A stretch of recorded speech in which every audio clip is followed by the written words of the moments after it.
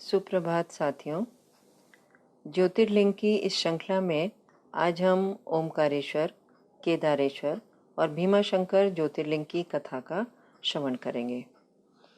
भोलेनाथ बसे ज्योतिर्लिंग में, नाथ बसे ज्योतिर्लिंग में, महिमा जिनकी है भारी।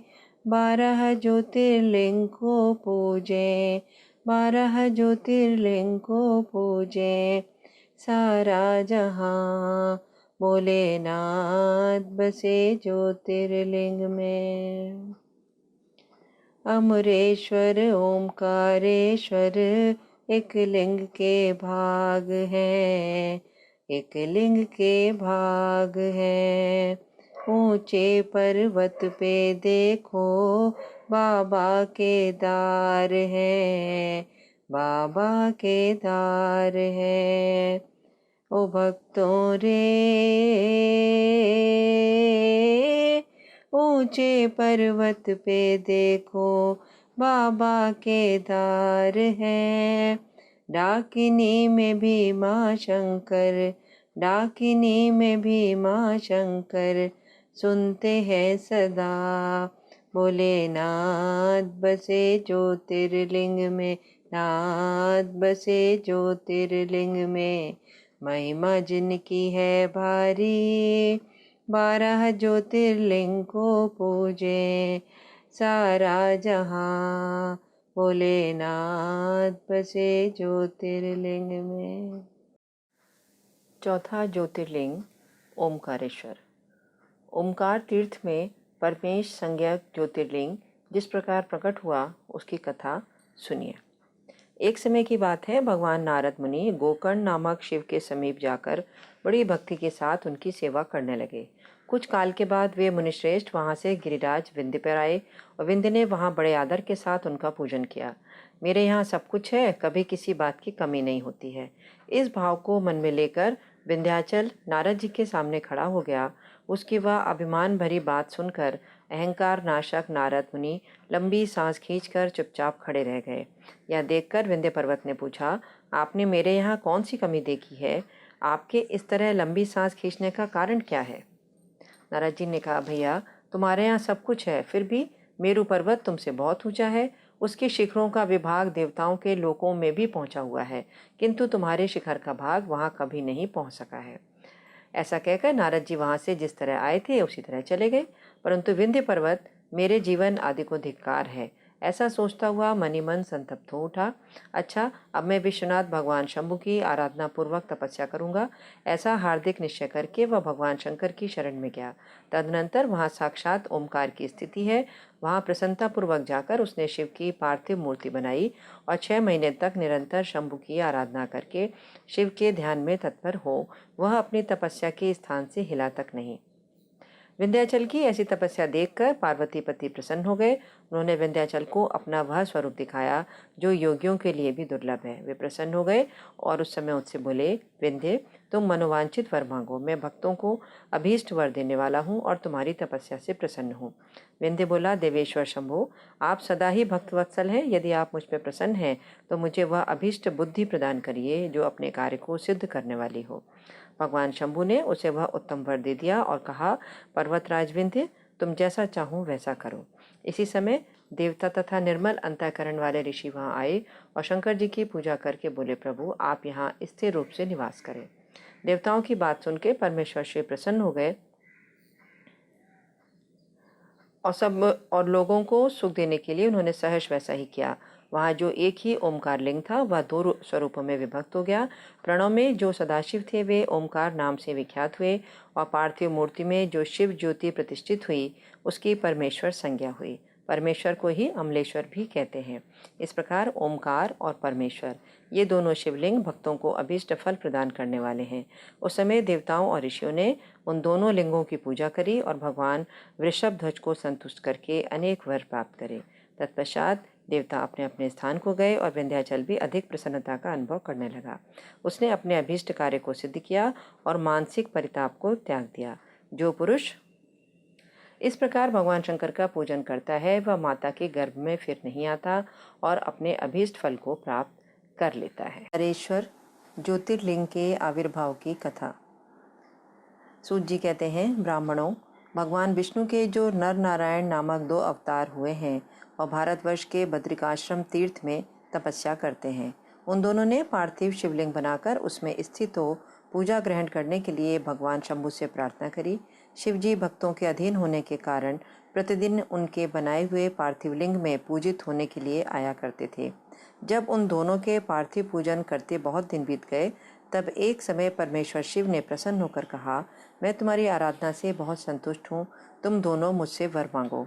उस समय उनके ऐसा कहने पर नर और नारायण ने लोगों के हित की कामना से कहा, देवेश्वर, यदि आप प्रसन्न हैं और यदि मुझे वर देना चाहते हैं तो अपने स्वरूप से पूजा ग्रहण करने के लिए यहीं स्थित हो जाइए। उन दोनों बंधुओं के इस प्रकार अनुरोध करने पर कल्याणकारी महेश्वर हिमालय के उस केदार तीर्थ में स्वयं ज्योतिर्लिंग के रूप में स्थित हो गए। उन दोनों से पूजित होकर संपूर्ण दुख और भय का नाश करने वाले शंभु लोगों का उपकार करने और भक्तों को दर्शन देने के लिए स्वयं केदारेश्वर के नाम से प्रसिद्ध हो वहाँ रहते हैं। वे दर्शन और पूजन करने वाले भक्तों को सदा अभीष्ट वस्तु प्रदान करते हैं। उसी दिन से लेकर जिसने भी भक्तिभाव से केदारेश्वर का पूजन किया, उसके लिए स्वप्न में भी दुख दुर्लभ हो गया। जो भगवान शिव का प्रिय भक्त वहाँ शिवलिंग के निकट शिव के रूप से अंकित वलय यानी कंकण या कड़ा चढ़ाता है, वह उस वलय युक्त स्वरूप का दर्शन करके समस्त पापों से मुक्त हो जाता है, साथ ही जीवन मुक्त भी हो जाता है। जो बद्रीवन की यात्रा करता है उसे भी जीवन मुक्ति प्राप्त होती है। नर और नारायण के तथा केदारेश्वर शिव के रूप का दर्शन करके मनुष्य मोक्ष का भागी होता है, इसमें संशय नहीं है। केदारेश्वर में भक्ति रखने वाले जो पुरुष वहाँ की यात्रा आरंभ करके उनके पास तक पहुँचने के पहले मार्ग में ही मर जाते हैं, वे भी मोक्ष पा जाते हैं। केदार तीर्थ में पहुंचकर वहाँ प्रेम पूर्वक केदारेश्वर की पूजा करके वहाँ का जल पी लेने के बाद मनुष्य का फिर जन्म नहीं होता है। अब भीमाशंकर ज्योतिर्लिंग का महात्म्य सुनिए। कामरूप देश में लोकहित की कामना से साक्षात भगवान शंकर ज्योतिर्लिंग के रूप में अवतीर्ण हुए थे। उनका वह स्वरूप कल्याण और सुख का आश्रय है। पूर्व काल में एक महापराक्रमी राक्षस हुआ था जिसका नाम भीम था। वह सदा धर्म का विध्वंस करता और समस्त प्राणियों को दुख देता था। वह महाबली राक्षस कुंभकर्ण के वीर्य और करकटी के गर्भ से उत्पन्न हुआ था और अपनी माता के साथ सह्य पर्वत पर निवास करता था। एक दिन समस्त लोगों को दुख देने वाले भयानक पराक्रमी दुष्ट भीम ने अपनी माता से पूछा, माँ, मेरे पिताजी कहाँ हैं? तुम अकेली क्यों रहती हो? मैं यह सब जानना चाहता हूँ, अतः यथार्थ बात बताओ। करकटी बोली, बेटा, रावण के छोटे भाई कुंभकर्ण तेरे पिता थे। भाई सहित उस महाबली वीर को श्री राम ने मार डाला।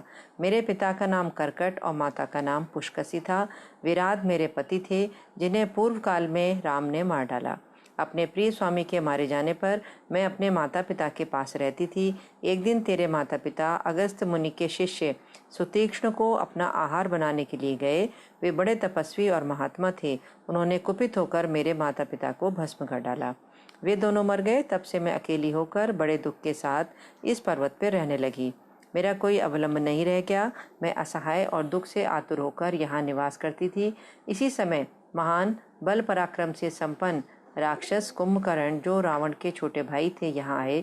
उन्होंने बलात् मेरे साथ समागम किया। फिर वे मुझे छोड़कर लंका चले गए। तत्पश्चात तुम्हारा जन्म हुआ। तुम भी पिता के समान ही महान बलवान और पराक्रमी हो।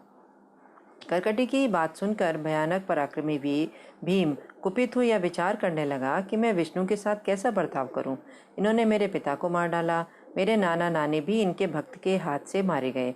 विराट को भी इन्होंने ही मार दिया। इस प्रकार मुझे बहुत दुख दिया। यदि मैं अपने पिता का पुत्र हूँ तो हरि को अवश्य पीड़ा दूंगा। ऐसा निश्चय करके भीम महान तप करने के लिए चला गया। उसने ब्रह्मा जी की प्रसन्नता के लिए 1000 वर्षों तक महान तप किया। तपस्या के साथ साथ वह मनी मन इष्ट देव का ध्यान किया करता था। तब लोक पितामह ब्रह्मा उसे वर देने के लिए गए और इस प्रकार बोले। ब्रह्मा जी ने कहा, भीम, मैं तुम पर प्रसन्न हूँ। तुम्हारी जो इच्छा हो उससे अनुसार वर मांगो। भीम बोला, देवेश्वर कमलासन, यदि आप प्रसन्न हैं तो मुझे वर देना चाहते हैं तो आज मुझको ऐसा बल दीजिए जिसकी कहीं तुलना ना हो। सूत जी कहते हैं, ऐसा कहकर उस राक्षस ने ब्रह्मा जी को नमस्कार किया और ब्रह्मा जी भी उसे अभीष्ट वर देकर अपने धाम को चले गए। ब्रह्मा जी से अत्यंत बल पाकर राक्षस अपने घर आया और माता को प्रणाम करके शीघ्रता पूर्वक बड़े गर्व से बोला, माँ, अब तुम मेरा बल देखो। मैं इंद्र आदि देवताओं और उनकी सहायता करने वाले श्री हरि का महान संहार कर डालूंगा। ऐसा कहकर भयानक पराक्रमी भीम ने पहले इंद्र आदि देवताओं को जीता और उन सबको अपने अपने स्थान से निकाल बाहर किया। तदनंतर देवताओं की प्रार्थना से उनका पक्ष लेने वाले श्री हरि को भी उसने युद्ध में हराया। फिर प्रसन्नतापूर्वक पृथ्वी को जीतना आरंभ किया। सबसे पहले वह कामरूप देश के राजा सुदक्षिण को जीतने के लिए गया। वहां राजा के साथ उसका भयंकर युद्ध हुआ। दुष्ट असुर भीम ने ब्रह्मा जी के दिए हुए वर के प्रभाव से शिव के आश्रित रहने वाले महावीर महाराज सुदक्षिण को परास्त कर दिया और सभी सामग्रियों सहित उनका राज्य और सर्वस्व अपने अधिकार में कर लिया। भगवान शिव के प्रिय भक्त धर्म प्रेमी परम धर्मात्मा राजा को भी उसने कैद कर लिया और उनके पैरों में बेड़ी डालकर उन्हें एकांत स्थान में बंद कर दिया। वहां उन्होंने भगवान की प्रीति के लिए शिव की उत्तम पार्थिव मूर्ति बनाकर उन्हीं का भजन पूजन आरंभ कर दिया। उन्होंने बारंबार गंगा जी की स्तुति करी और मानसिक स्नान आदि करके पार्थिव पूजन की विधि से शंकर जी की पूजा संपन्न करी। विधिपूर्वक भगवान शिव का ध्यान करके वे प्रणव युक्त पंचाक्षर मंत्र ओम नमः शिवाय का जप करने लगे। अब उन्हें कोई दूसरा काम करने के लिए अवकाश नहीं मिलता था। उन दिनों उन्होंने उनकी साध्वी पत्नी राजवल्लभा दक्षिणा प्रेम पूर्वक पार्थिव पूजन किया करती थीं। वे दंपति अनन्य भाव से भक्तों का कल्याण करने वाले भगवान शंकर का भजन करते और प्रतिदिन उन्हीं की आराधना में तत्पर रहते थे। इधर वह राक्षस वर के अभिमान से मोहित हो यज्ञ कर्म आदि सभी धर्मों का लोप करने लगा और सबसे कहने लगा, तुम लोग सब कुछ मुझे ही दो। महर्षियों, दुरात्मा राक्षसों की बहुत बड़ी सेना साथ लेकर उसने सारी पृथ्वी को अपने वश में कर लिया। वह वेदों, शास्त्रों, स्मृतियों और पुराणों में बताए हुए धर्म का लोप करके शक्तिशाली होने के कारण सबका स्वयं ही उपभोग करने लगा। तब सभी देवता और ऋषि अत्यंत पीड़ित हो महाकोशी के तट पे गए और शिव का आराधन और स्तवन करने लगे। उनके इस प्रकार स्तुति करने पे भगवान शिव अत्यंत प्रसन्न हो देवताओं से बोले, देवगण तथा महर्षियों, मैं प्रसन्न हूँ, वर मांगो, तुम्हारा कौन सा कार्य सिद्ध करूँ। देवता बोले, देवेश्वर, आप अंतर्यामी हैं, अतः सबके मन की बातें जानते हैं, आपसे कुछ भी अज्ञात नहीं। प्रभु, हे महेश्वर, कुंभकर्ण से उत्पन्न कर्कटी का बलवान पुत्र राक्षस भीम ब्रह्मा जी के दिए हुए वर से शक्तिशाली हो देवताओं को निरंतर पीड़ा दे रहा है, अतः आप इस दुखदायी राक्षस का नाश कर दीजिए। शंभु ने कहा, देवताओं, कामरूप देश के राजा सुदक्षिण मेरे श्रेष्ठ भक्त हैं। उनसे कहना, कामरूप देश के अधिपति महाराज सुदक्षिण, तुम मेरे विशेष भक्त हो, अतः प्रेम पूर्वक मेरा भजन करो।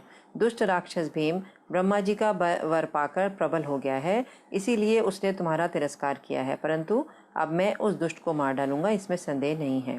सूत जी कहते हैं, ब्राह्मणों, तब उन सभी देवताओं ने प्रसन्नतापूर्वक वहां जाकर उन महाराज से शंभु की कही हुई सारी बात कह सुनाई।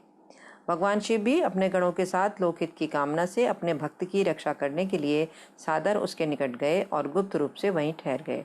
उसी समय कामरूप नरेश ने पार्थिव शिव के सामने ध्यान लगाना आरंभ किया। इतने में ही किसी ने राक्षस से कह दिया कि राजा तुम्हारे नाश के लिए कोई प्रयत्न कर रहा है। यह सुनते ही वह राक्षस कुपित हो उठा और उनको मार डालने की इच्छा से नंगी तलवार हाथ में लेके राजा के पास गया। वहां पार्थिव आदि जो सामग्री स्थित थी उसे देखकर तथा उसके प्रयोजन और स्वरूप को समझकर राक्षस ने यही जाना कि राजा मेरे लिए ही कुछ कर रहा है, अतः सभी सामग्रियों सहित इस नरेश को मैं बलपूर्वक अभी नष्ट कर देता हूँ। ऐसा विचार कर उस महाक्रोधी राक्षस ने राजा को बहुत डांटा और पूछा, क्या कर रहे हो। राजा ने भगवान शंकर पे रक्षा का भार सौंप कर कहा, मैं चराचर जगत के स्वामी भगवान शिव का पूजन करता हूँ। तब राक्षस भीम ने भगवान शंकर के प्रति बहुत तिरस्कार युक्त दुर्वचन कहकर राजा को धमकाया और भगवान शंकर के पार्थिव लिंग पर तलवार चलाई। वह तलवार उस पार्थिव लिंग का स्पर्श भी नहीं करने पाई कि उससे साक्षात भगवान वहां प्रकट हो गए और बोले, देखो, मैं भीमेश्वर हूँ और अपने भक्त की रक्षा के लिए प्रकट हुआ हूँ। ऐसा कहकर भगवान शिव ने पिनाक से उसकी तलवार के 2 टुकड़े कर दिए। तब उस राक्षस ने फिर अपना त्रिशूल चलाया, परंतु शंभु ने उस दुष्ट के त्रिशूल के भी सैकड़ों टुकड़े कर डाले। भगवान शंभु ने हुंकार मात्र से उस समय समस्त राक्षसों को भस्म कर डाला। उस समय देवताओं और विशेषतः मुनियों ने भगवान शंकर से प्रार्थना करी, हे प्रभु, आप यहाँ लोगों को सुख देने के लिए सदा निवास करें। यह देश निंदित माना गया है, यहाँ आने वाले लोगों को प्रायः दुख ही प्राप्त होता है, परंतु आपका दर्शन करने से यहाँ सबका कल्याण होगा। आप भीम शंकर के नाम से विख्यात होंगे और सबके संपूर्ण मनोरथों की सिद्धि करेंगे। आपका यह ज्योतिर्लिंग सदा पूजनीय और समस्त आपत्तियों का निवारण करने वाला होगा। उनके इस प्रकार प्रार्थना करने पर लोकहितकारी एवं भक्त वत्सल परम स्वतंत्र शिव प्रसन्नतापूर्वक वहीं स्थित हो गए।